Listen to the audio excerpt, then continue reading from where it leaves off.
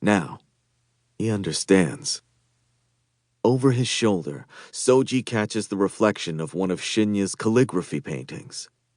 With My Father, by Kobayashi Isa, the black ink brushstrokes of the characters almost playfully rendered.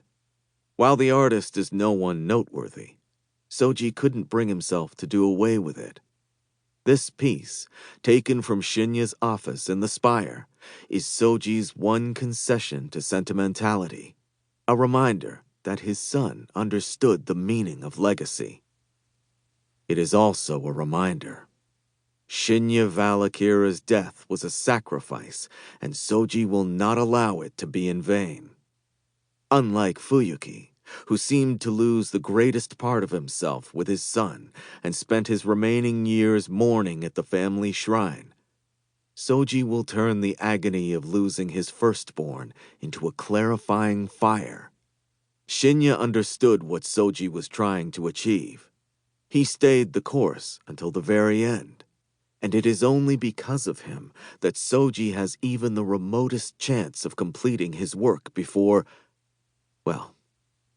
the Aegis tires of protest, makes its decision, and he is arrested on one trumped-up charge or another. The problem, as always, is time. Despite the myriad scientific advances made by Soji and Valakira Labs, time remains something beyond the 1,000 gods. You cannot reason with it, cannot convince it, cannot beg it to slow down. Can only seize what little you have with both hands and hang on until it either slips through your fingers or kills you. That moment, Soji fears, is coming soon. If the Aegis reaches a decision within the week, as they've promised, he will be removed as the CEO of Valakira Labs, have his assets seized, and be placed in a correctional program with a sponsor breathing down his neck about forced community service. He will be an embarrassment to his father and his father's father before him, sullying the Valakira name with his actions, or lack thereof, and all because he could not hold to the course mapped out and passed down through the generations. He will become Icarus instead of Daedalus, a cautionary tale for those who reach too far. But it's more than that, even if few know it. His failure means that the Ikari and Gaians will war over a kingdom of dirt, and the synthetics will watch silently as humanity devours itself, a serpent swallowing its own tail until it is no more.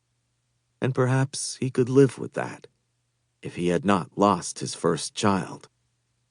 Now that he has lost Shinya, failure is not an option. And so, Soji Valakira has a decision to make. He must find the weak link in the chain and hammer upon it, eke out a few more weeks of work, regardless of the cost. As his father taught him in that little basement room, the lab that wasn't quite a lab. For someone in our position, choosing the best course for the greatest number of people is a necessity. Better to maim one person than to allow 100 to die.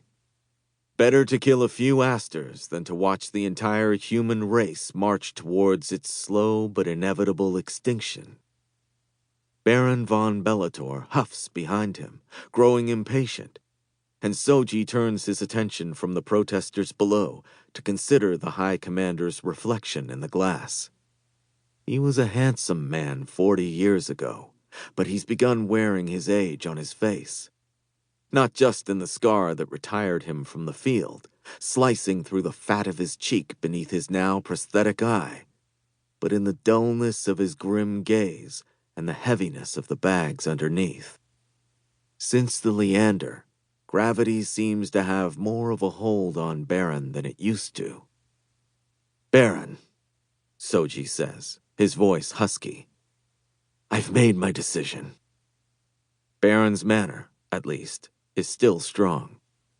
"You're sure about this, Valakira?" Soji's gaze wanders from Baron to Shinya's painting and then back to the street below. If he To keep listening to this audiobook, I've left you a link in the description so you can do it at no cost thanks to Audible's 30-day free trial.